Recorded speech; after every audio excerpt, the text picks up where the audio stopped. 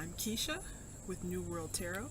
Thank you very much for joining me. Today we are doing the full moon in Aquarius vlog, and this actually is the video version of my blog, which can be found on my website, which is newworldtarot.org. So if you're not a huge fan of reading, this is another variation of that.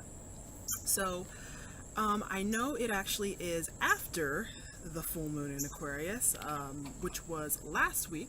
So we're just now getting around to doing the blog and the vlog. Life just sometimes gets in the way of our plans, and so here I am the following week actually wanting to address the lessons and just the symbolism of what this lunar phase and the sign means to me, which is very exciting.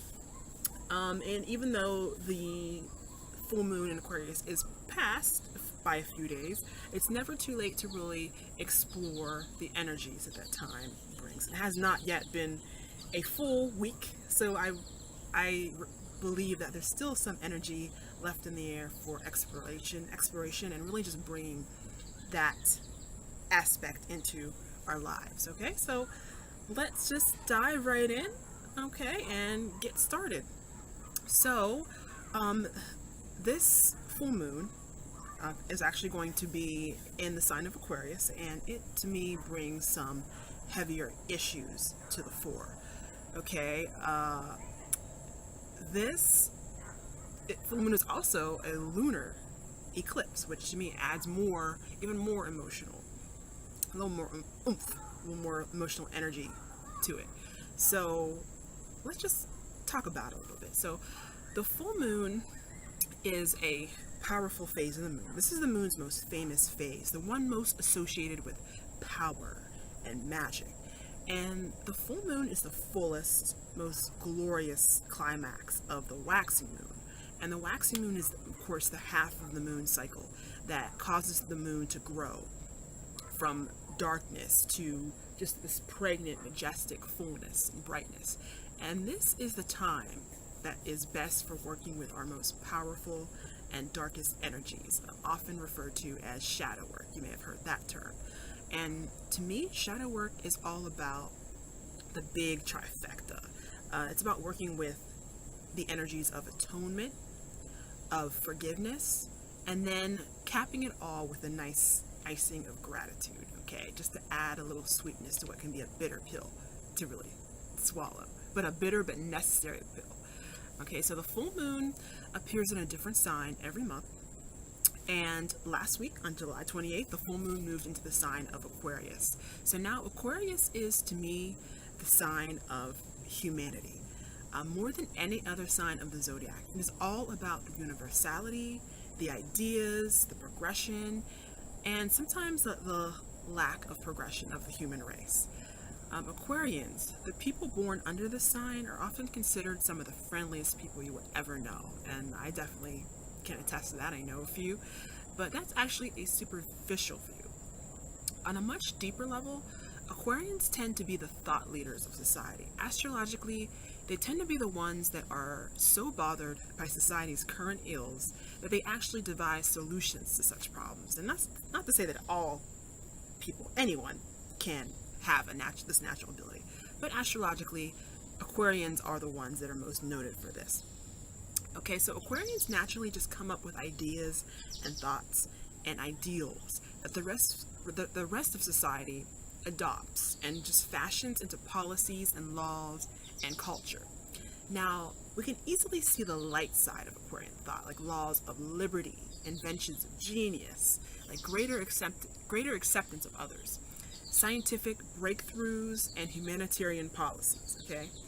However, there's also a dark side to Aquarian thought. Now, when we look back over the history of society, Western society in particular, as that is likely the type of world you belong to, as do I, it can be a very painful journey. The annals of social history are drenched in blood. I mean, they are filled with horrific descriptions of and photos and paintings of people who have been abused, raped, mutilated, mentally scarred, murdered, and just destroyed by the twisted ideals of thought leaders of the day. Now, many of the worst evils have been given a stamp of approval by governments, by religious institutions, by even humanitarian groups, in the past, in earlier stages of thinking. And yeah, my God, are we paying for the collective social acceptance of these ideals? So this full moon, it can bring some heavy and much needed shadow work to the fore.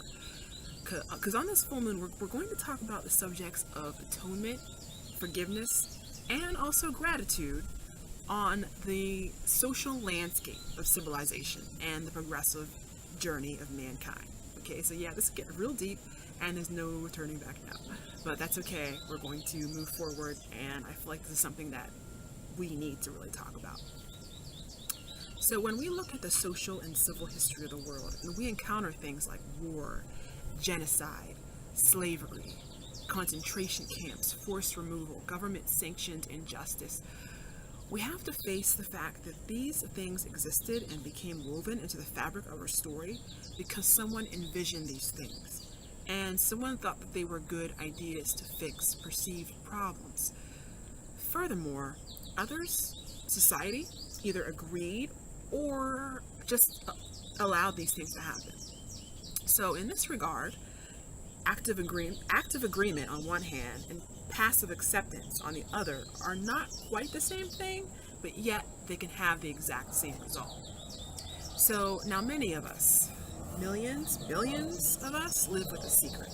And this secret is often held deeply within us to only surface when we feel safe, among friends, among family, and among like-minded individuals. For others, this is more of an open secret.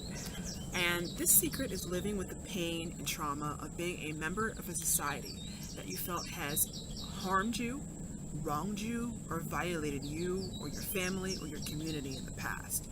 Perhaps you feel it still does in the present.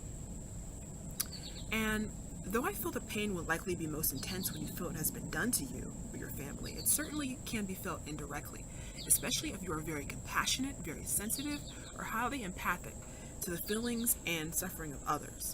For example, you may never have had a family member who was interred in the Japanese camps of World War II, but nonetheless, you're haunted and angry that such a thing could occur in a nation that claimed to be against such injustices. So, one of the many reasons that we fail to heal from past betrayals and trauma is because we never really were given the chance to heal. Very few instances of massive social injustice have been ended appropriately with any sort of apology, proper post-abuse therapy, or any sort of dialogue. What most commonly occurs is that the horrific policy or institution or event is slowly, and after much social resistance, dismantled or stopped, and then sort of swept under the rug. It sort of is like the social equivalent of a abused child that, after being, branded with a hot iron and then thrown down the stairs for like the 71st time, is suddenly just allowed to walk about without being attacked, but at the same time is not spoken to or apologized to or communicated with in any way. So that child may not be thrown down the stairs anymore, but you better believe that child is going to have a lot of deep issues of anger, resentment, fear, self-worth, violence, and just general terror moving forward. Couple this with the fact that the abuser may occasionally grumble something under his breath about how he wishes he could still legally throw the child down the stairs again, and you've got a complete mess. Okay, this feeling is far from simply an American subject. I live in the United States, and we have many groups that obviously feel a certain way here in this country. However, every nation in the world struggles with heartbreaking and horrific history of oppression, of genocide, war, and injustice. And again, moving back to my home, the most recent U.S. presidential election has presented an easily visible portrait of what happens when a nation that claims to be progressive and built on freedom still struggles with past pain, trauma, and the very living technicolor ghost of erroneous and terrifyingly destructive ideals. So, another recent catastrophic news event shows the betrayal of those who were supposed to spread hope, salvation, and protection as, conspirators hiding rampant pedophilia and sexual predation within the Catholic Church. So, being human is an incredibly complex, challenging, and full experience to have. You are a being of incredible creative power. Now, trying to create your own reality and come into your own power among other humans is very, very complex again and challenging. I mean, it literally can be just as emotionally and spiritually and ultimately physically complex in many ways as scaling Everest, okay? The very social world we see around us is a complex, interwoven, multi-layered fabric composed of remnants, traces, ghosts, and pieces of other human minds, thought processes, and desires. So some of these creations have worked together and others have worked against each other. Some of these creations include laws and policies and hideous events that have come from the minds and thinking of people who have wanted to create a hellish existence for anyone not like them. Living among other humans can be wonderful. I mean, have you ever been to a parade, a festival, a concert, a city just teeming with life, colors, food, music, and laughter, and just vibrancy? Or even just obtaining a goal with a team of other like-minded, passionate people, or connecting with people across language barriers, like in another country. The connection you feel with other humans, even though you don't speak the same language, is amazing, absolutely amazing, nothing quite like it. Anyone who has friends, who has family, who has lovers, neighbors, teammates, or even has felt the kindness of strangers in their life can attest that living with other humans is incredible, okay? But the greatest challenge and danger of being in a society is allowing the will and minds of other humans to insinuate into your own mind and override your own creative process. Because of the co-creating social nature of humans, this can happen very, very easily. If you allow the thoughts and ideals of others to infect your own creative process, that can cause problems. The mind of no one man or woman is more powerful than yours.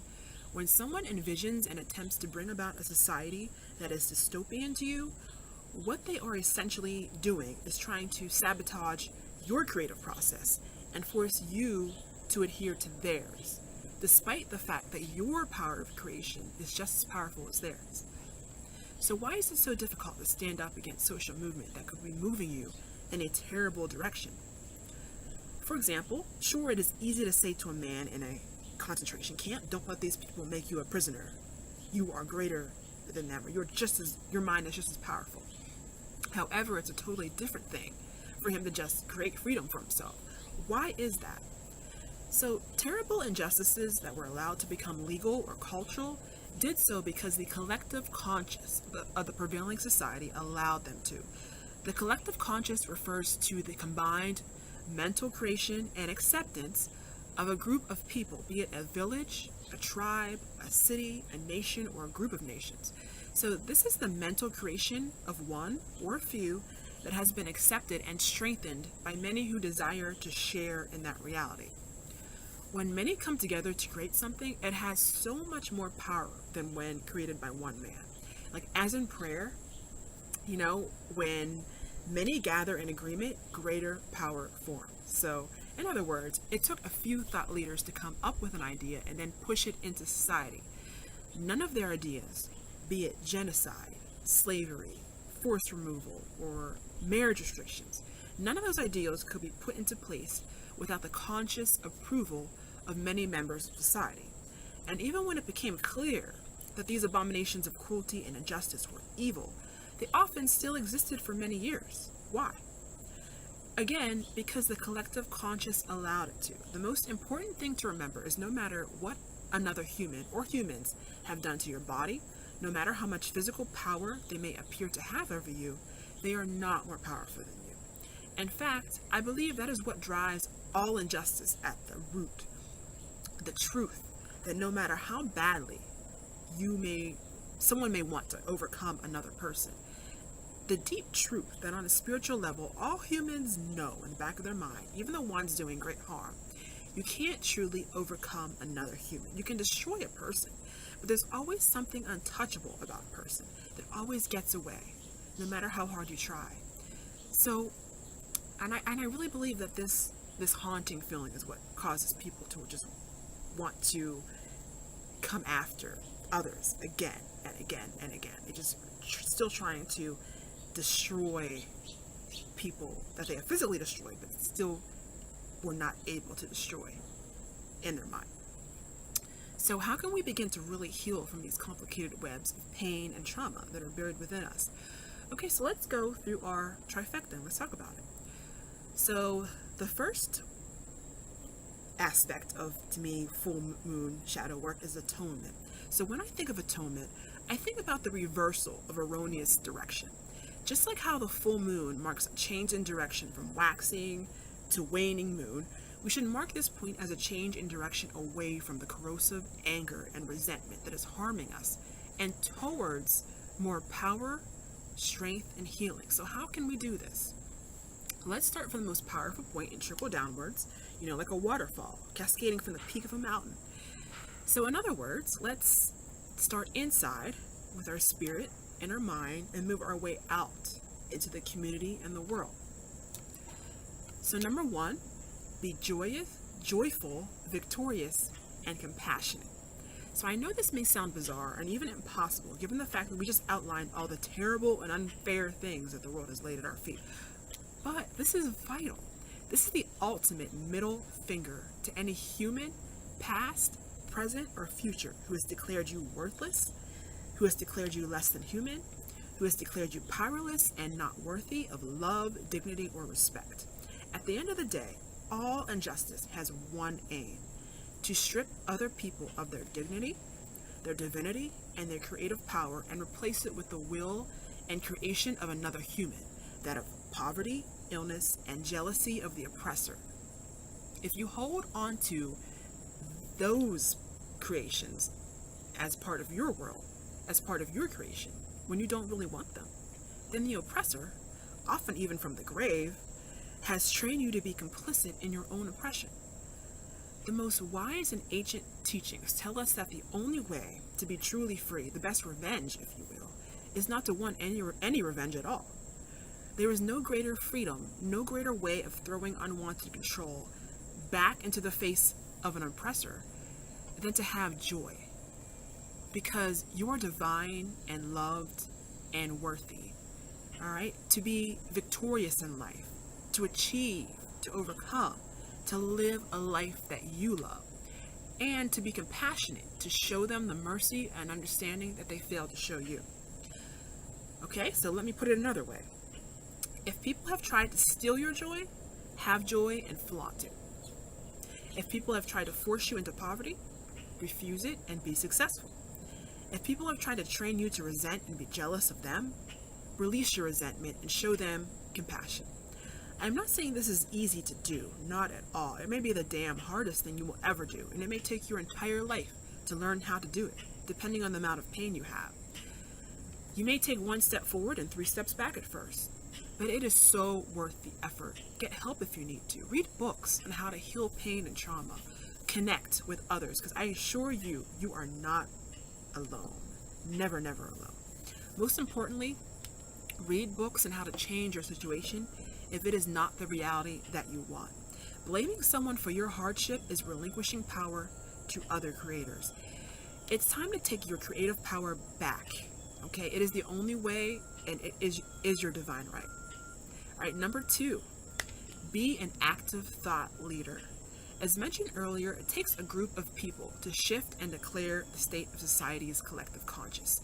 You have the ability to influence other people just the same as others.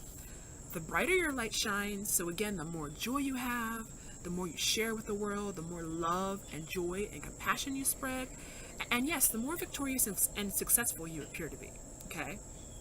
The more of those things you have, the more influence you're going to have on those around you. Design a desired collective reality for everyone that includes a joyous, free community, and intend that to be the world that you live in. Intend to live in a world of freedom, of choice, of acceptance, and not a world of oppression and fear.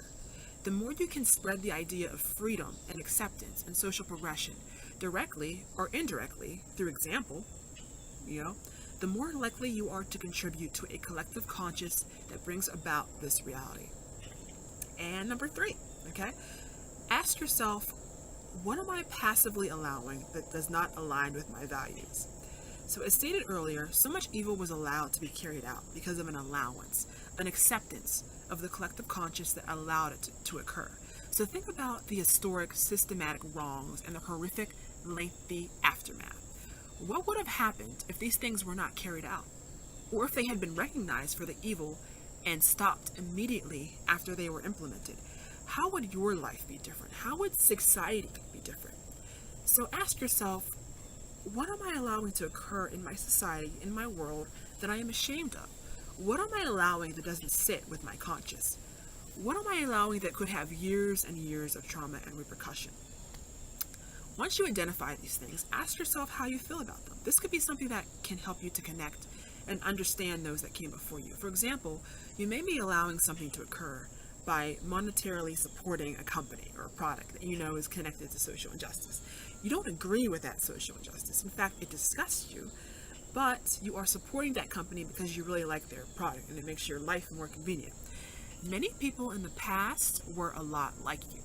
They may have found certain past social injustices horrific, but didn't do anything about it because it didn't directly touch them and because to make any change was uncomfortable. Okay, so we can all relate to that. Also, ask yourself how you can encourage dialogue about changing these injustices. So again, these things will need a tidal wave of a group of people to change, okay? So please don't expect that you alone can turn them around. You probably can't do it alone, but you can add your weight to the tipping scale. Okay, so sign petitions, speak to your leaders, let your voice be heard. However, I caution you to take a balance between engaging with your community and getting sucked down the rabbit hole, if you will, of anger and vitriol and blind rage and hysterics, which is very easy to do. Okay, you're always going to struggle with other humans, other creators, who envision and want to create and force on others their own world and their own desires.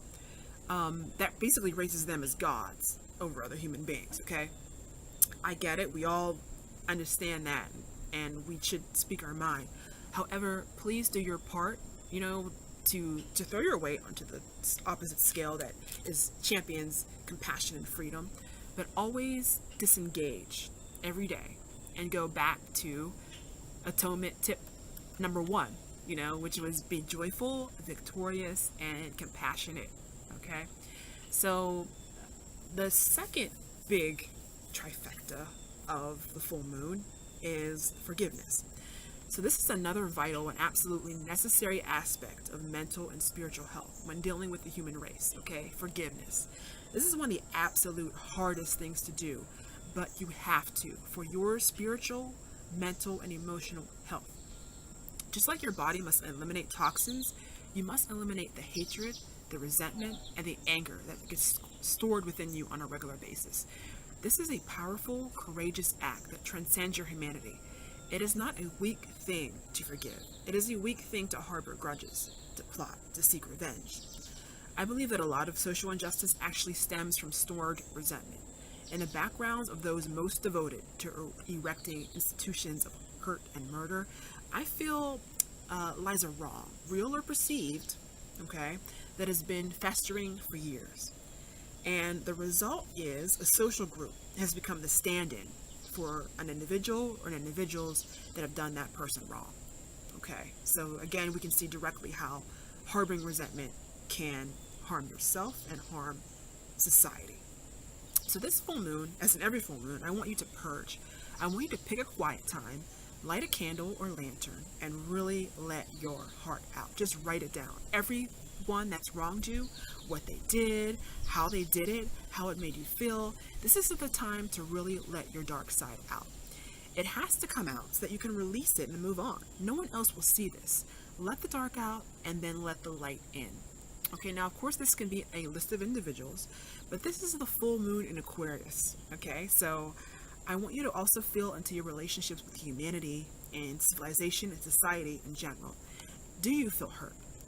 Who has hurt you? Your nation, another nation, your ethnic group, another ethnic group, your government, the world, the opposite gender, the same gender, society, religion. Consider your relationship with other humans in general and with groups and social institutions that humans have created. Give voice to what what was done to you, to your community. Give voice to what was done to your family, to your ancestors, and to others. Okay, what was done was not right, but it must be released in order for you to heal. It is tethering you to your oppressor. It is tethering you to not achieving your goals and to coming to your full fruition as an individual that you are here to emerge into. Okay, so this resentment, this feeling, this pain must be released, and the tethers that are pulling you down must be cut. So once you've emptied yourself of this rage, of this despair, of this pain, it's now time to release it. Okay, so you will say aloud that you forgive all that have wronged you, and that you release all ties of hatred and anger and sadness that tie you to those that have wronged you.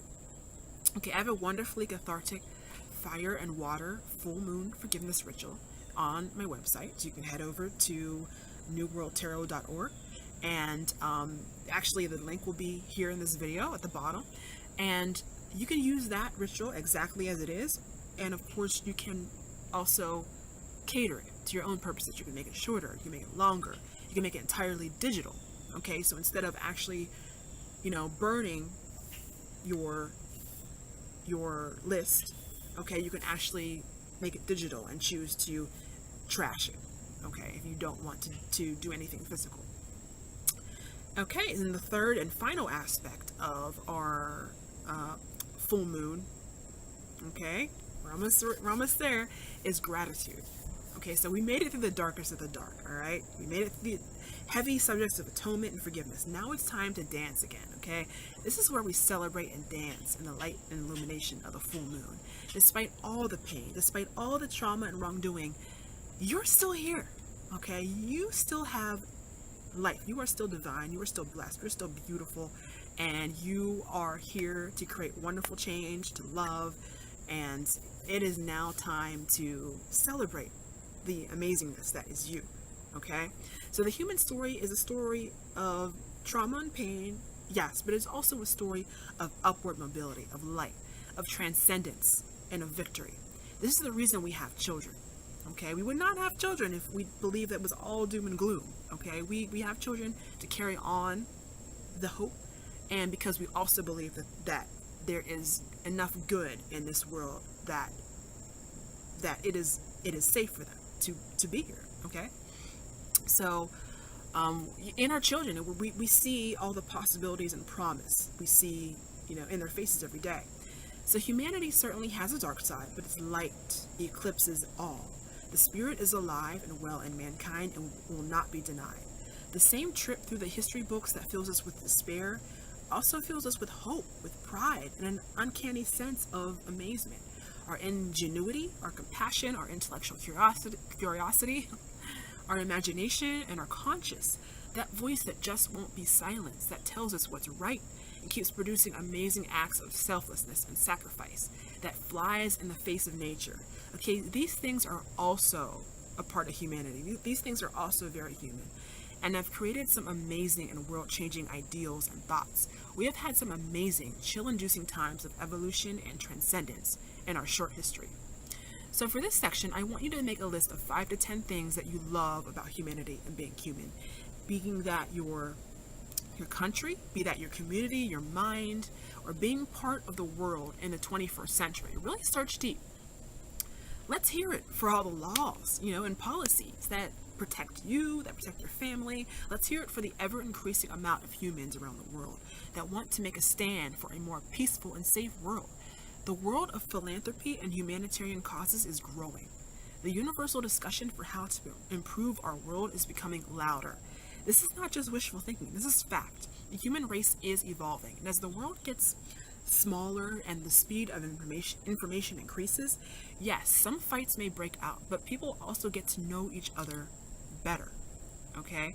And they also get to understand each other on a much deeper level. We're moving closer together. It's just inevitable.